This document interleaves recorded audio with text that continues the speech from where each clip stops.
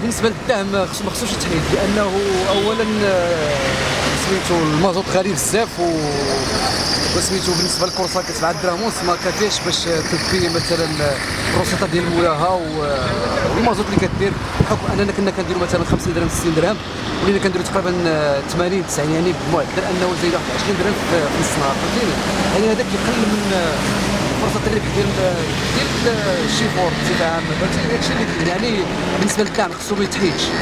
انا كنستغربوا لان نورمالمون الحكومه كان وعدتنا، قالت النهار اللي البترول منين ينقص ويهبط على 100 دولار، دابا راه وصل ل 80 دولار الباريل، الاثمنه ديال الحروقات غادي تزيد تنخفض.